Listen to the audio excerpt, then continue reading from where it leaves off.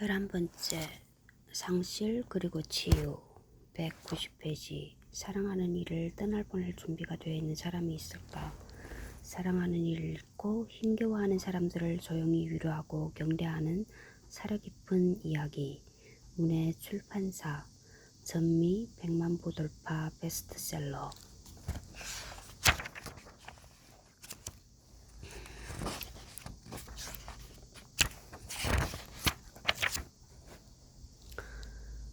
January 1. 마음이 약해진 사람들을 위해, 모든 상실을 겪어야 했던 사람들을 위해 이 애정의 보고서를 기록한다. 에드워드 히르슈. 이런저런 상실을 겪다 보면 누구든 마음이 약해진다. 너무도 나약해진다. 슬픔 때문에 생긴 상처가 훤히 드러나 무엇에든 스치기만 하면 떠나버린 사람이 떠오른다. 그의 고갯짓과 웃음소리와 걸음걸이와 손길과 독특한 말투가 어느새 떠오른다. 이런 모습들은 상실이라는 목걸이에 알알이 매달린 구슬과도 같다. 우리는 가만 그 구슬들을 자꾸만 돌려본다. 그 구슬들을 담담히 받아들이지 못한다. 손에서 놓아버리지 못한다. 그렇게 시간이 지나다 보면 슬픔이라는 줄은 차츰 소중한 추억이라는 줄로 변한다. 고갯짓과 웃음소리와 걸음걸이와 손길과 독특한 말투는 내 곁을 떠난 그 사람과 함께했던 삶이 준 선물, 누구도 빼앗아 갈 수 없는 선물이 된다.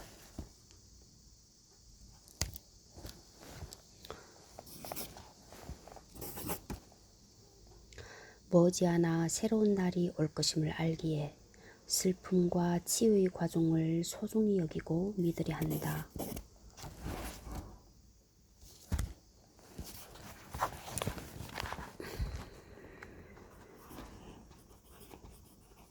(7월 28일) 월요일.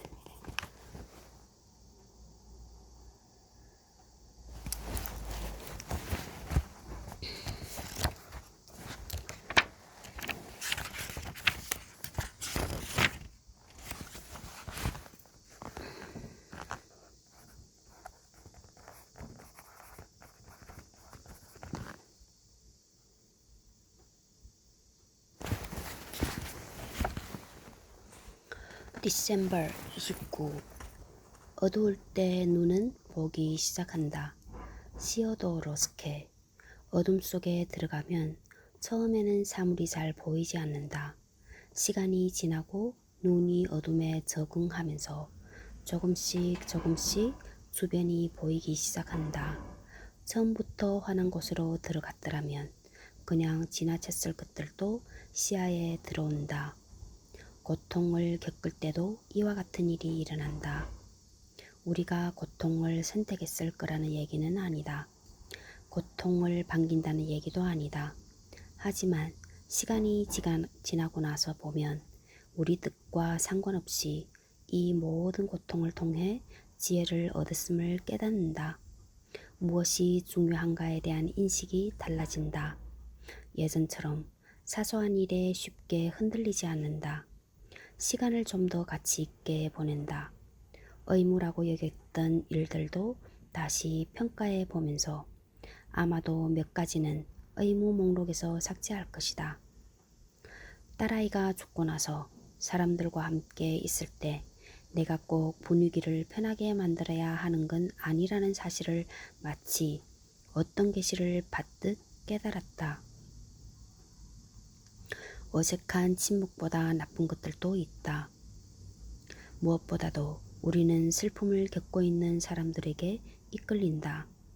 어두울 때 그들이 다시 주변을 볼 수 있도록 우리가 늘 곁에 있어줄 수 있다. 어둠 속에 서 있다 보면 앞이 보이기 시작한다.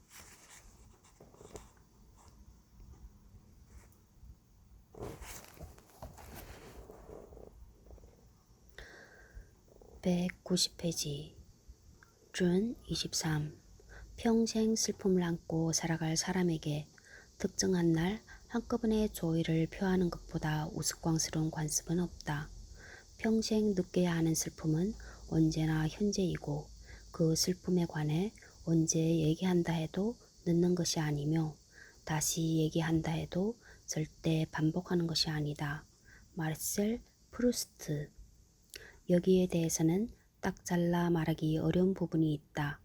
어떤 사람들은 오래된 슬픔을 다시 얘기해봐야 이제 아픔이 가셨거나 혹은 훨씬 줄어든 상처를 다시 들출 뿐이라고 생각한다. 그것은 상실의 크기가 어느 정도냐에 따라 다르다. 가령 아이의 죽음처럼 쉽게 받아들일 수 없고 평생 흔적을 남길 상실을 겪었다면 슬픔은 절대 끝나지 않는다.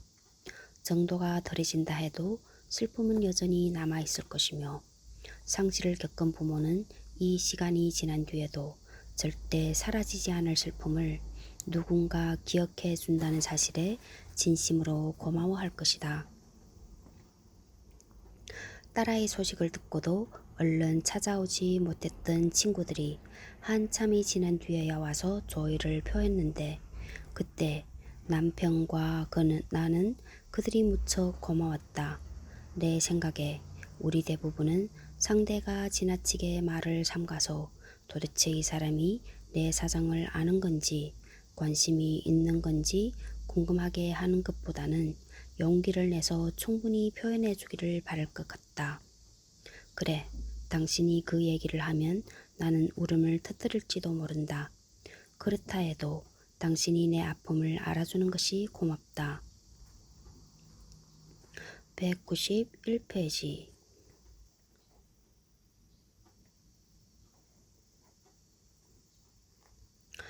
준 24.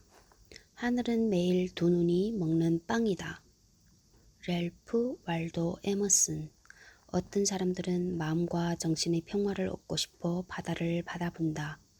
하지만 모두가 그럴 기회를 가질 수는 없다. 그런데 하늘은 우리 모두의 머리 위에 있다. 바다가 아무리 넓다 해도 하늘은 그보다 훨씬 더 다양한 분위기를 연출하며 더 활발하게 상상력을 불러일으키고 더 큰 경이로움으로 가득하다. 시편의 저자는 이렇게 썼다. 주의 손가락으로 만드신 주의 하늘과 주께서 베풀어 주신 달과 별들을 내가 보오니 사람이 무엇이기에 주께서 그를 생각하시며 인자가 무엇이기에 주께서 그를 돌보시나이까. 그를 하나님보다 조금 못하게 하시고 영화와 종기로 관을 씌우셨나 보이다. 하늘을 보면서 창조를 생각한다는 것은 우리의 시각을 바로잡고 넓은 범위에서 신의 작품을 바라보며 이렇게 복잡하고 전능하며 불가사의한 창조물이 우리와 우리가 사랑한 사람을 가장 안전하게 보호하고 지킨다는 걸 느끼는 것이다. 드넓게 펼쳐진 하늘 아래에서 구름과 별이 펼쳐진 풍경 아래에서 나는 이 세상의 질서를 인식하며 내가 안전함을 느낀다.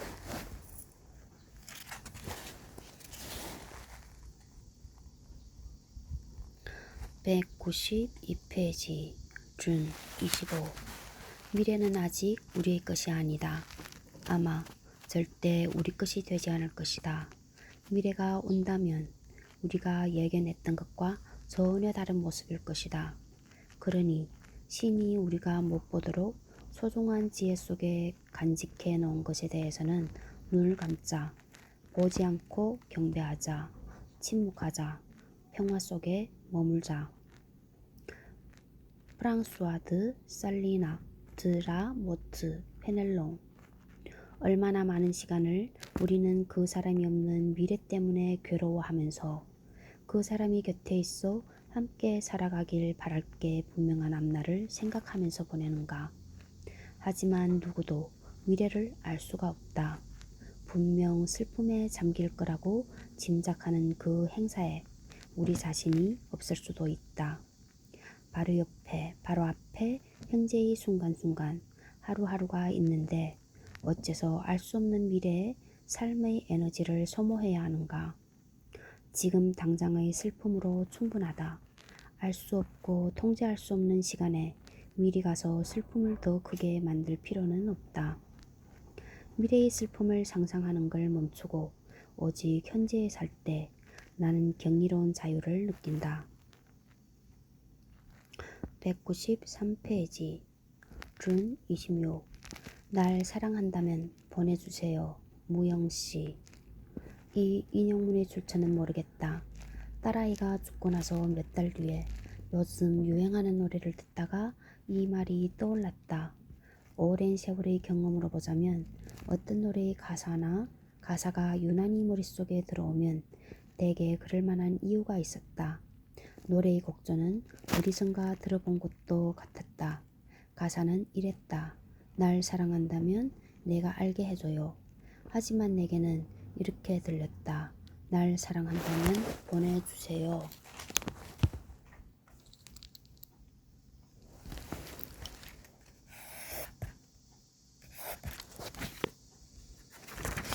누군가 주장했듯 죽은 사람의 영혼이 우리가 괜찮다는 걸 확인하고 훌훌 떠나가기 전까지는 우리 곁을 계속 맴돈다는 걸 어떤 식으로든 알린다면 딸아이는 내게 뭔가 깨달음을 주는 식으로 얘기를 하고 있었다. 그때 나는 아이가 그 가사로 메시지를 보내는 거라고 생각했다. 물론 모두 추측일 뿐이다. 다음에 어떤 일이 일어날지를 우리가 마음대로 상상하는 건지 아니면 어떤 진실을 직관적으로 아는 건지는 아무도 모를 일이다. 하지만 출처가 어디든 출처가 정말 확실하든 아니면 출처가 아예 없든 내게 온 그 메시지는 그 순간 내가 꼭 들어야 하는 것이다. 세상을 떠난 당신에게 은총이 내리길 그리고 언젠가 당신을 다시 만날 수 있기를 소망한다. 194페이지 27. 처음 슬픔을 겪고 난 뒤 세상에 다시 태어나 새로운 깨달음을 얻었으므로 마치 땅속 깊은 곳에서 시냇물이 흐르듯 그녀의 마음속에서도 너그러운 연민이 흘렀고 그런 마음으로 그녀는 자신과 다른 사람들과 세상을 알아갔다. 웬델 베리.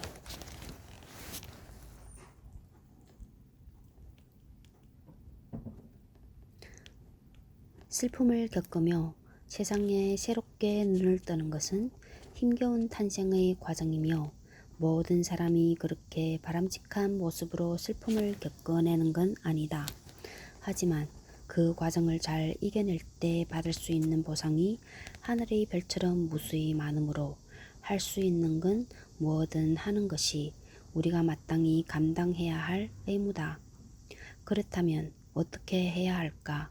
우선 내게 필요한 것과 마음 상태에 관심을 기울이기, 책 읽기, 휴식, 다시 마음을 열겠다는 다짐이 필요하다. 상담이 필요할 수도 있고 날 이해해주는 친구와의 대화가 필요할 수도 있다. 어떤 사람에게는 기도나 명상 혹은 치유 공동체 참여가 필요할 수도 있다. 분명한 것은 우리가 달라질 거라는 사실이다. 누군가를 원망하면서 슬퍼할 것인가 아니면 너그러운 마음으로 깊은 의미에서 행복해 할 것인가를 전적으로 우리 힘으로 결정할 수는 없다. 하지만 우리 힘으로 결정할 수 있는 일이 생각보다 많이 있다. 모든 탄생이 그렇듯 여기에도 나름의 고통과 위험이 있다. 하지만 그 대가로 새로운 삶을 얻는다. 새로운 삶을. 이 슬픔을 잘 극복하기 위해 내가 가진 모든 지혜와 힘을 사용하려 한다.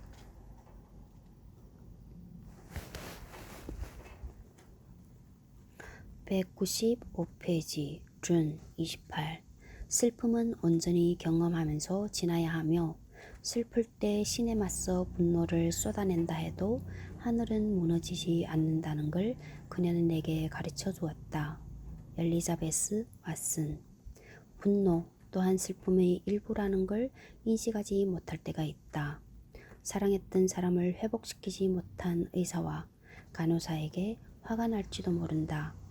아니면 그의 고통을 들어주지 못했거나 우리에게 그의 상태를 좀 더 정확히 알려주지 못한 그들에게 화가 날 수도 있다. 사랑했던 그 사람에게 화가 날 수도 있다.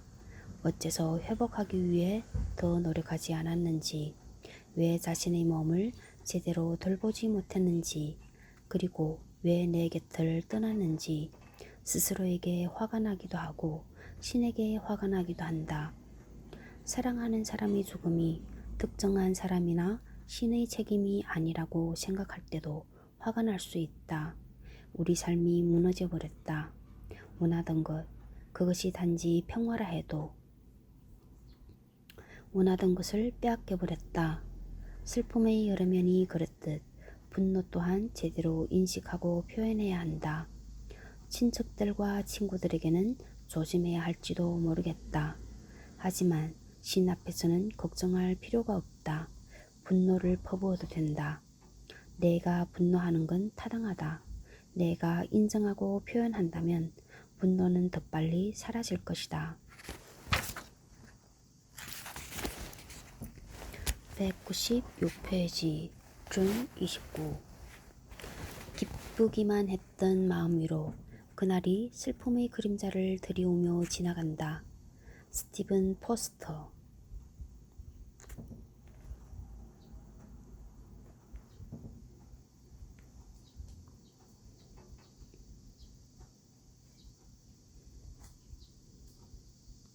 상실이 닥치면서 마치 산사태나 지진이 일어난 듯 발밑의 땅이 흔들릴 때 이 일이 있기 전에는 내 삶이 어땠는지 잘 기억나지 않는다.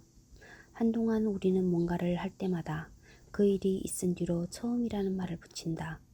처음에는 아주 평범하고 일상적인 일들을 한다. 처음 슈퍼마켓에 가고, 처음 세차를 하고, 처음 극장에 간다. 그러고 나서 중요한 기념일들이 다가온다. 첫 독립기념일, 첫 추수감사절, 첫 생일 등등. 그런 날에는 무엇을 하든 여지없이 상실의 어두운 그림자가 들이온다. 앞으로 평생 그럴지, 만일 그렇다면 어떻게 견뎌낼지 알 수가 없다. 상실은 우리 삶의 별자리를 바꾼다. 그 사실은 없어지지 않는다. 하지만 상실의 슬픔은 무뎌질 것이고 여러 일이 생기면서 우리 삶이 풍요로워질 것이며 마침내는 언제까지나 가장 중요한 위치를 차지할 듯 보이던 슬픔이 삶의 배경으로 물러날 것이다. 그리고 우리는 또다시 자주 그리고 깊이 기쁨을 느낄 것이다.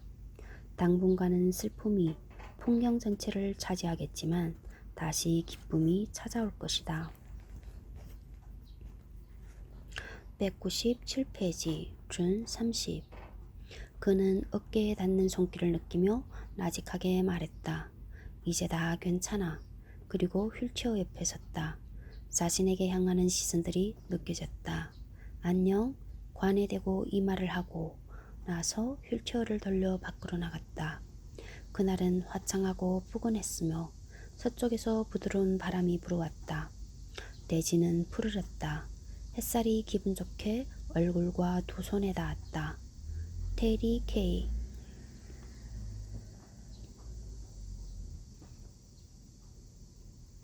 이 절대적 진리의 순간에 창조 그 자체가 멈춘 듯 죽음의 의식에는 대개 이상한 고요함이 깃든다. 우리는 반쯤 정신이 나간 상태로 사별한 사람에게 주어진 역할을 해나간다. 그 의식이 오래전부터 이어져 왔다 해도 죽음이라는 경험은 그저 낯설고 생생하고 고통스러울 뿐이다. 그래서 우리가 따를 수 있는 의식과 관습, 어떤 일이 일어났는지 나타내주는 예식이 필요하다. 그뿐만 아니라 의식과 관습이 허용하는 종교의 틀 안에서 우리는 상실을 표현하고 슬픔과 고통을 적절하게 처리할 수 있다. 즉, 의식과 관습은 내면 세계가 아주 혼란스러울 때 매달릴 수 있는 안전장치가 되어준다. 그리고 이 신성한 변화의 시간에 따뜻한 태양, 부드러운 바람, 녹색의 땅이라는 축복이 커다란 위로가 된다. 때로는 가장 단순한 순간에 가장 심오한 진실이 있다.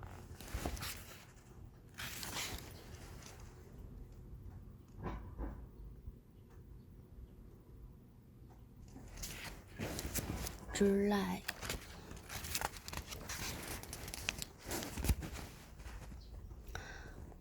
1. 200페이지. 이별의 고통은 무엇으로도 위로받을 수 없다는 걸 나는 잘 알고 있다. 상처는 영원히 남을 것이다.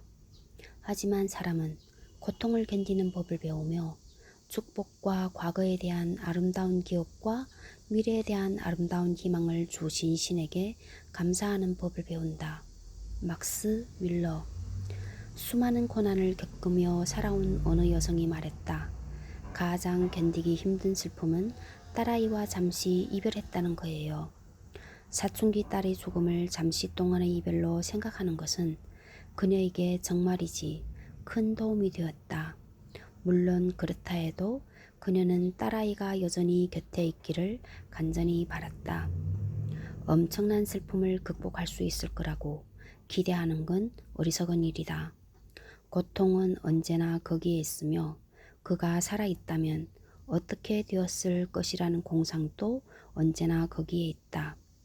이 여성의 경우 분명 시간이 지나면서 고통은 딸의 어린 시절과 청소년 시절에 대한 행복한 기억, 언젠가는 딸을 다시 만날 거라는 기대와 뒤섞였을 것이다. 그렇게 해서 모든 감정의 모자이크가 완성된다. 어떤 날에는 슬픔의 감정이 두드러진다. 어떤 날에는 행복한 기억이 두드러진다. 또 어떤 날에는 다시 만날 거라는 희망이 환한 빛을 낸다. 나의 상실을 생각해보면 슬픔과 추억과 희망의 가닥들이 신기하게 한데 꼬여 있다.